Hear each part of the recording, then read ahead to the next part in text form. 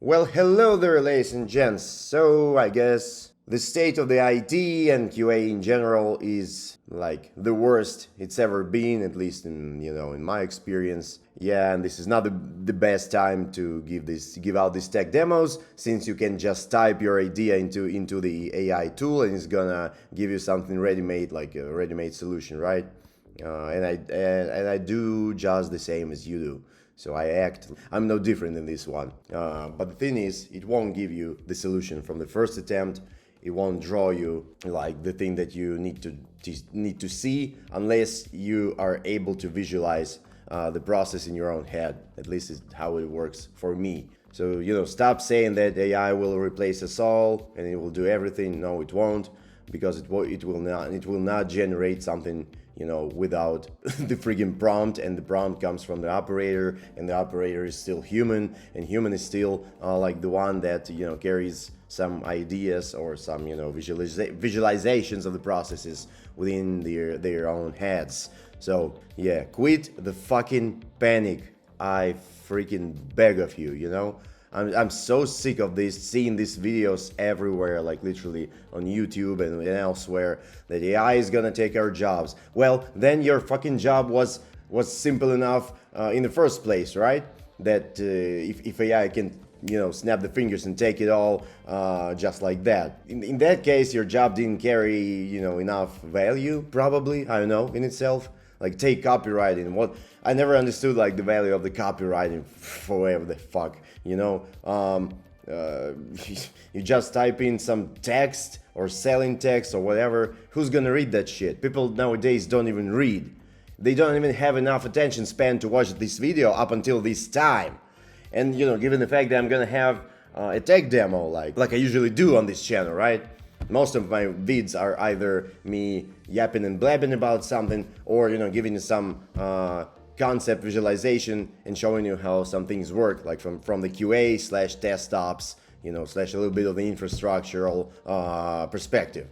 So yeah, most of the viewers don't have enough attention span to watch until this time, and that's a good thing for people who actually have attention span, and for guys like me as well, because we are, let's say, we don't have any competitors in this field, because only the most attentive, only the most focused, or only the most passionate remain in this very field. And I'm glad I still have at least something, tied to it. Besides the money, of course. But don't get me wrong, I love the financial aspect of this all. So if it wouldn't pay so much, I probably I wouldn't be doing this shit, because I think that it is so simple to me sometimes. It is so freaking simple. All of these apps, they look like one another. They like feel like one another.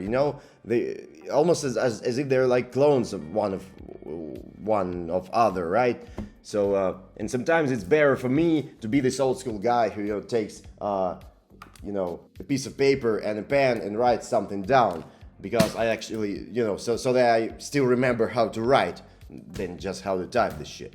Okay, so enough of this old man yapping and old man blapping. Let's just get straight to the topic of today's video, which is gonna be the Git Flow 3.0. So as you've probably seen, I got a couple of videos that I recorded a bit earlier on regarding the GitHub workflows and GitHub Actions, and how we can tie or connect our testing framework with the CI/CD in this case. And I consider this to be a very, or pretty much, powerful stuff. So rather than taking 3 or 5 different tools, I mean the CI tools, some people, because I've seen lots of people like doing GitLab, then they're doing like GitHub, they're doing Circle CI, they're doing Travis or whatever the fuck, they're doing Jenkins, they're doing TeamCity, they're doing Azure, and they're doing all this stuff, but most of the presenters do not show like the real life processes set up there, or like the real life concepts. All they do most of the time is just show you the basic concept, right? So we just have 2 steps. One step installs the dependencies, and the second step just runs the test. but there's like a lot more to it usually, a lot more. So this I think all of those videos are just cheap hype, nothing else, nothing more. Okay, so let's get to it, because I think that this is more practical. Well, at least from my perspective, the things that I'm showing you here. You may disagree with me. You may say I'm a fucking asshole, a smartass, or whatever. I don't really care about that. I just gotta let it all out so I can move on with my life, I guess. So yeah, let's zoom out. So this is a freaking scary workflow logic, right? So in this piece, and we'll start from the different triggers. So as you probably know, or if you don't, you'll know straight away, we got different types of triggers in GitHub Actions, or like in the GitHub workflows, GitHub CI, whatever the hell. One of these, and I've been showing you like this one in the previous videos, it is called workflow dispatch, which is basically a manual launch. And I'll be switching back and forth, to the code and back to the schema, just to back myself up on these steps. So the manual launch, if we go back, for example, let's go to our Cypress web test YAML. It actually doesn't matter which tool, which YAML based off of which automation framework you choose. I got three here, and like working on the mobile as well. So what we got here, we got the web test for the Cypress. We got the web test for the Playwright. We got the web test for WebDriver IO. And workflow dispatch is this little thing right here, which basically represents a pop-up with lots of inputs, which are all pretty damn configurable. So you can set different variables which can be passed downstream to your YAML file, to your logic, to your tests being executed in the correct way, reports being stored, and messages being displayed in the services you want them to be displayed when these things run. So this is all done manually, when, for example, when I go to the workflow page and just click run workflow and I select the params right here, I just hit the run workflow button. It's just gonna start or trigger this workflow with these params. So that's one thing. Let me go back. Yeah, so this is manual launch. Understandable, configurable, launchable when needed and by the people who have access to the repository or by the stakeholders. This is all configurable. Who wants to launch which test you want to launch, and on which env, and whatever the hell. So the next trigger is the cron. I would also call it schedule. This is based on cron syntax. What that is basically as the name states, you launch the tests based on some given schedule. So you set the time, you set the the intervals, or the periods of when you want these specific tests to run. For example, I got a couple of such triggers right here. This is a UTC time, so make sure that it corresponds to your time zone. Interesting fact right here. So I've been working with the States a lot in the past years, and with the clients from the States, and it's not obvious, but you may tend to forget about it, so it's better to keep this in mind. That's why I'm going to mention it. So we got from my vicinity, and in comparison to the States, in my vicinity, we got a huge time difference. And I at first I didn't know, I know that we did, but I didn't consider that to be some sort of an issue. So the issue comes up where when you launch the tests via schedule, or set the schedule, the cron triggers based off your time where you're living in, rather than your client's country. And in your tests, for example, you're working with the dates, or with this, let's say with the dynamic data, and with some deadlines, for example, which you have set as parameters within your automation. For example, you have users which generate some contracts, and those contracts have an end date, for example, and this end date is calculated whenever the test is run, right? So it's gonna be calculated based off of the server's time zone, not your test time zone, not your YAML, not your cron. So in this case, the tests are gonna fail and you won't even know why at first. It is best to keep that in mind so that your cron triggers actually correspond to the server time of your client. So that's an important point I wanted to make right here.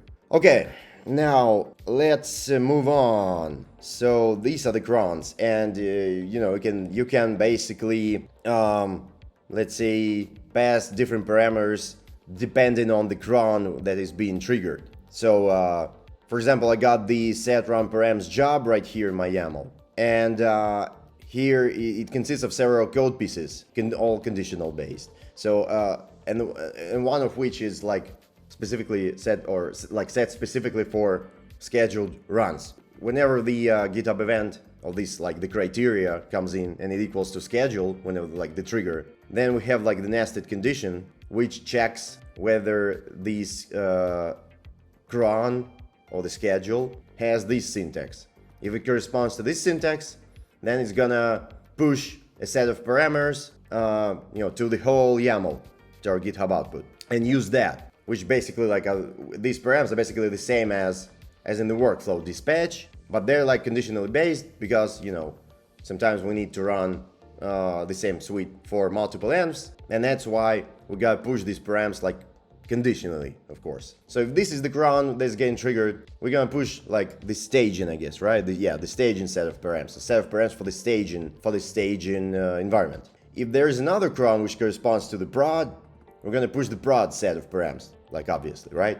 And then we're gonna go on with our flow. So this is basically all there is to the cron.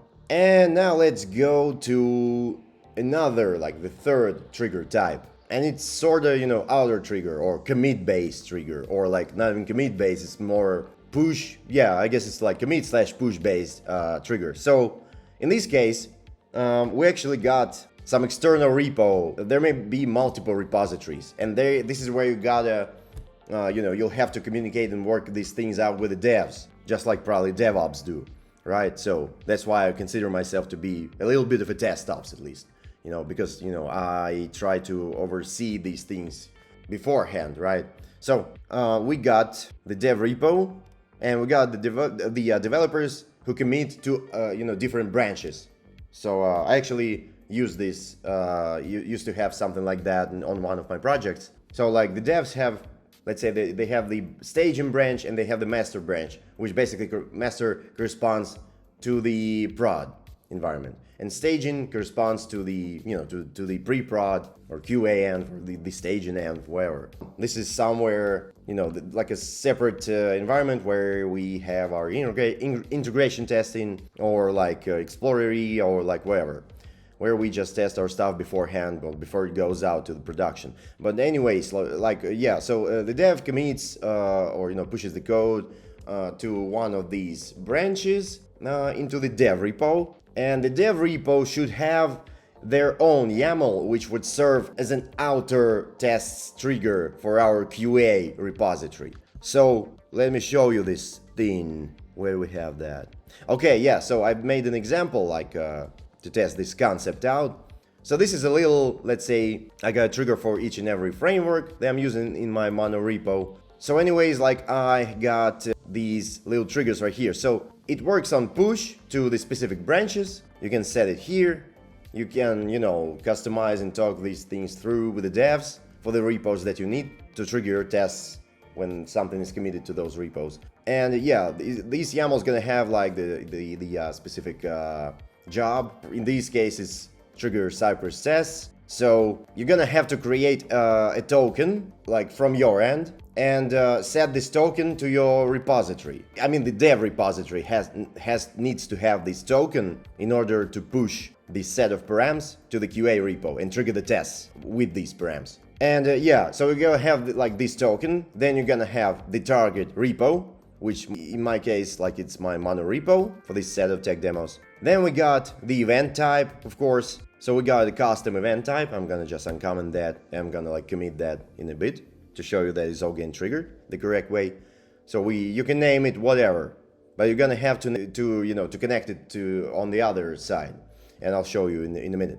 And then you got this client payload, which you're gonna be pushing to the target repo. and triggering the YAML with these params. So gotta passing them downstream. So you got a branch, you got a repository, of course, so that matches. You got the commit ID, you got the commit message, you got the commit author, and you got the commit URL. So why do we do that? Because tests may fail, and when they do, and both you and the devs will be able to see or like possible reason or like the commit info with the actual change log of what may have probably caused the issue. At least you'll be notified that this specific chunk of code or this specific set of changes has caused a failure. So let's now check the correspondent YAML in the monorepo, in the QA repo.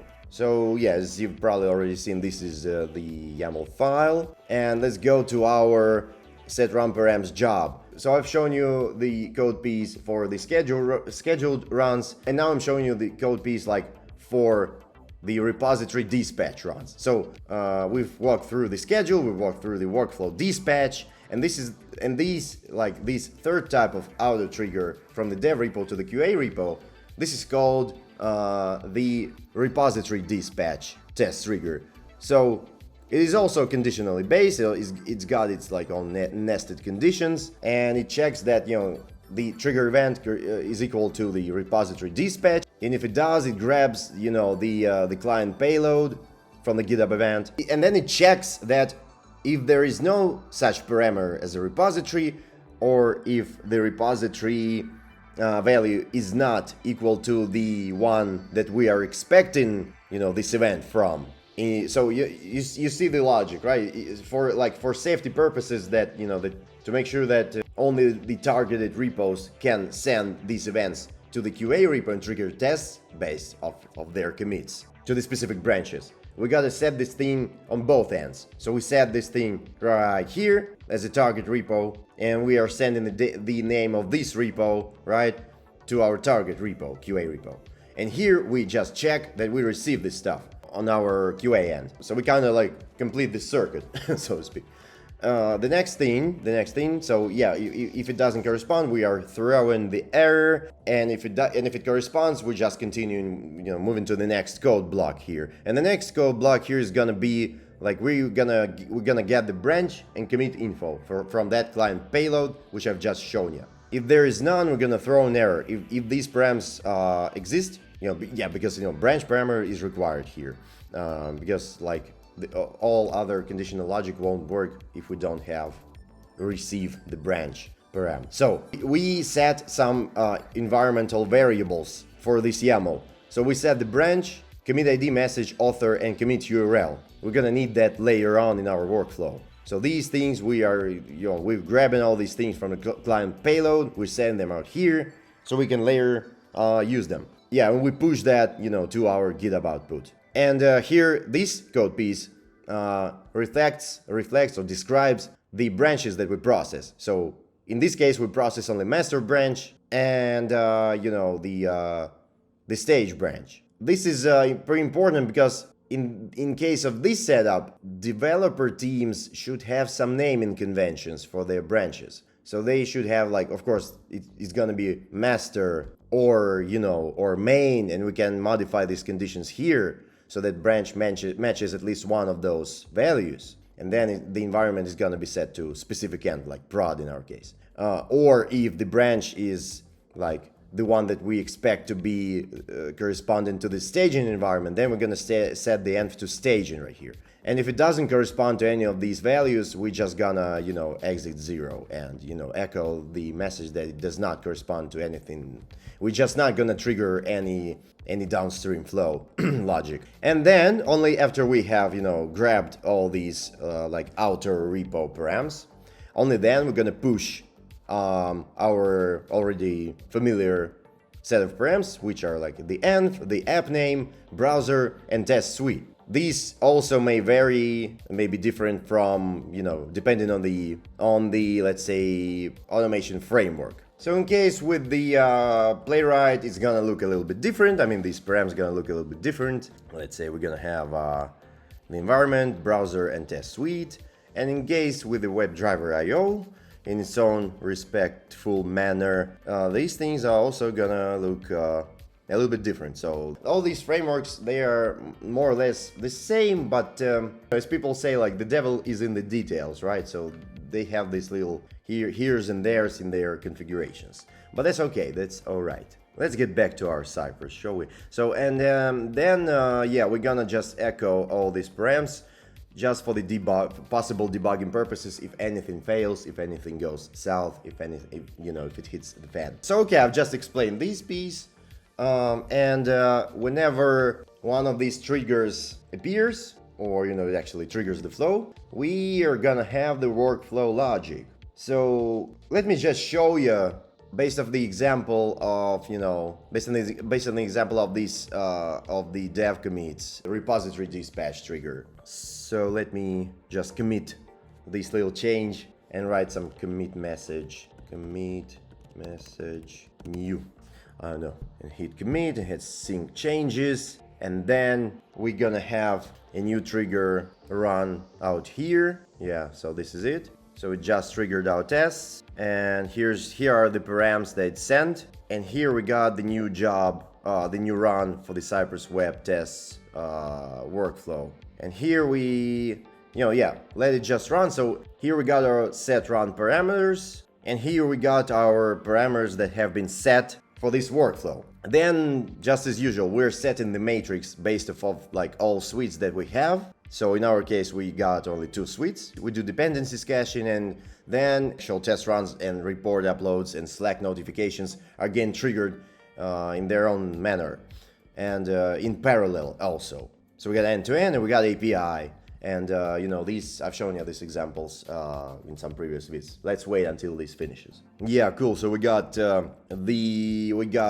report URL in this job, and let's wait until this job finishes. So it's got some, a bit of lagging issues sometimes, but that's on the Cypress end. Yeah, and here we got the report URL for this one, and the message has also been sent. So this job has successfully passed. Right, let's go to the Slack to see how it looks there. Okay, so the message now looks like this. So in case of failure, and in case, of any status, I believe, just for this trigger. So the app named like test app, test with the test suite named like this, and the browser named like this, on environment named this, finish with the status of this. In our case, it's failure. And we got the logs link, which leads us back to the job, to the workflow run.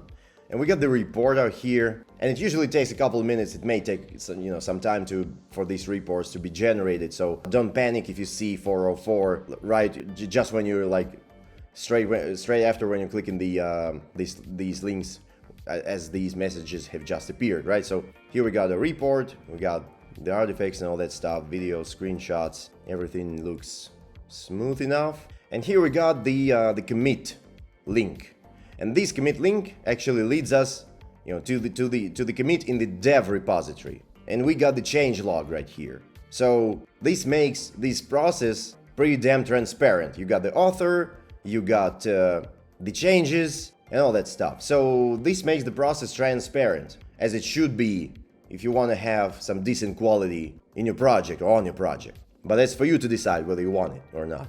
I'm just showing you the setups. So yeah, and we got the author, we got the message right here as well. And same goes for the test suite that has passed. Once again, the report, it's a separate report. We also retain the history right here, so we can go back, to the previous ones, if in case you have some, reoccurring flaky issues. But, other than that, I don't see why should I retain the history right here. Probably just, for something like 30 days or like 7 days, and that would be enough. Let's go back to our schema. So this works as I've just shown you. This is the logic. We set the params, we set the matrix based off of the test suites, we cache the depths, and then we run the tests based off of these values for the test suites. The matrix strategy kind of, runs those in parallel. We got our Slack messaging, just as I've shown you, and we got our reporting history and, reporting and history retention. Different types of reports for the different test suites. I mean, each test suite has its own report, which is stored in based off the separate URL, which is dynamically constructed, and the previous reports are also retained. Probably I'm gonna have some, I'm gonna have to make some garbage collection script, not even the garbage collection, but the script that is gonna, run purely on GitHub, like a separate cron or whatever, and it's gonna clean the retention history, which is older than, some params. But that's like another story for another day. Yeah, the next thing we got here is the one that I've just shown you. We got the dev commit link and like the differences link, which actually lets us see which commit or which changes have led our tests to fail. So I understand that this concept looks pretty good in theory and even like in semi-practice, and I would implement this on the real projects. In fact, I already have to some extent. Some projects have like mixed triggers. Some only need these types. So while I was working with IGN, these guys had like all of these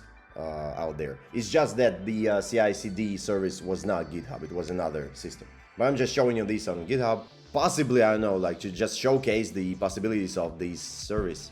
And it's not necessary to create the entropy which you can avoid, I guess. So yeah, thanks a lot for watching and staying with me up until this time. And yeah, as usually, I'll see you in the next videos. So stay tuned and peace out.